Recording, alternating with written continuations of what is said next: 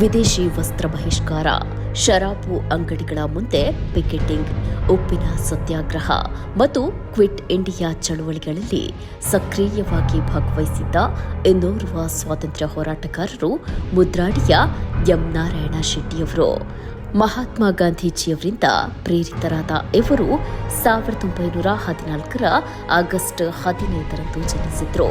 ಕಾರ್ಕಳ ತಾಲೂಕಿನ ಮುನಿಯಾಲು ಸತ್ಯಾಗ್ರಹದ ಕೇಂದ್ರವನ್ನಾಗಿ ಮಾಡಿಕೊಂಡು ಬ್ರಿಟಿಷರ ವಿರುದ್ಧ ಪ್ರತಿಭಟನೆಗಿಳಿದ್ರು.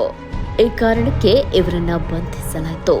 ಅನೇಕ ವರ್ಷಗಳ ಸೆರೆಮನೆ ವಾಸ ಅನುಭವಿಸಿದ್ರು.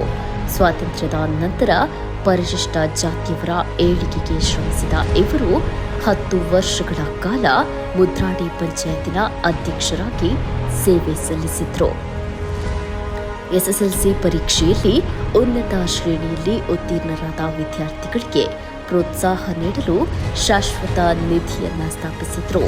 ಪ್ರಸಿದ್ಧ ಯಕ್ಷಗಾನ ಭಾಗವತರಾಗಿದ್ದ ಇವರು ವಿಶೇಷತೆಯೆಂದರೆ ಇಂದಿರಾ ಗಾಂಧಿಯವರಿಂದ ತಾಮ್ರಪತ್ರ ಪ್ರಶಸ್ತಿಯನ್ನ ಪಡೆದಿದ್ರು.